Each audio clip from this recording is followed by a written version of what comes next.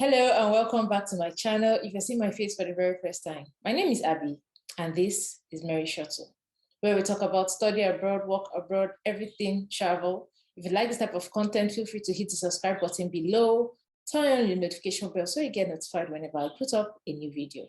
And with all that being said, let's get into today's video.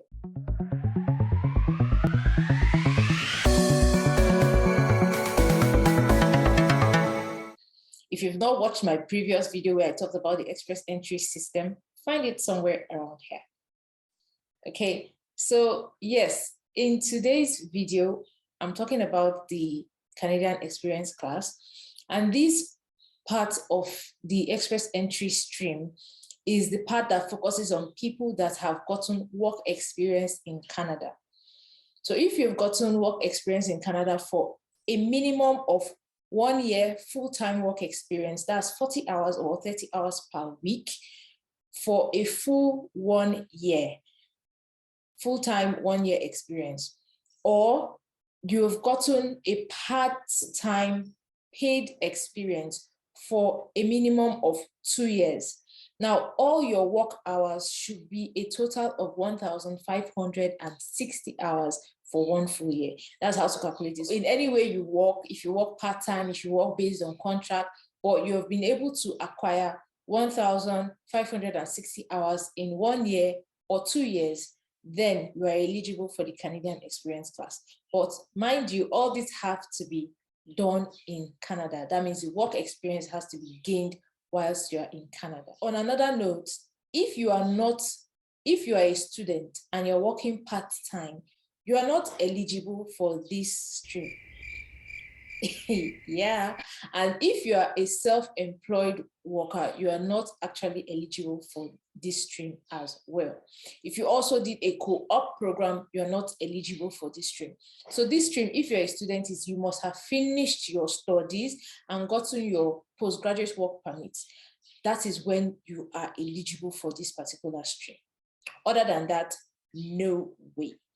Or maybe you got a work permit from your home country, or while you were in Canada, you switched to a work permit and you have been working legally, then you are eligible for this stream as well. Now for educational requirements, I said in my previous video that ECA is one of the requirements that you need for any of the streams while applying to the express entry profile. However, it is not mandatory for the CEC class.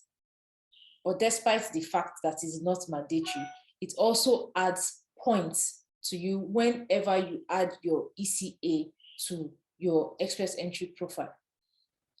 Another thing to note is if you have studied in Canada, say you are already a student or you have been a student that graduated your BSc or your master's in Canada, then you do not need a credential assessment because you've already studied in Canada. But if you, for instance, maybe you worked in Canada and you studied abroad outside Canada, then you need to show proof that your abroad studies is equivalent to the Canadian standard of education. So that's where the ECA comes in. And then it also adds to your points in the pool. Now, moving on, for your language, you need a minimum of a band 5, CLB band 5. If you are choosing a NOC code that is under the NOC code, then you need a minimum of a CLB band 5 overall. You need a minimum level of a CLB band 5. If you are applying as a managerial position, for example, your work experience is in a managerial role, that's the 0 NOC codes, then you need a minimum of a CLB band 7. So whichever way, you have to find out your particular NOC code and know the group where you fall under for you to be able to apply under the right stream or use the right requirements. Okay, so yes, that's aside, we move on to the next part. Okay, for other required documents, you're going to be needing your police clearance, That is, you're going to need your police clearance from Canada because you have been in Canada for over 6 months, and then from your previous country or your previous country of residence, you're going to be needing a police clearance for every country that you have stayed more than 6 months, and that is what you're going to add for your police clearance. You also be needing your marriage certificate. If you are married, you will need your children's birth certificate if you have children and applying for them as well.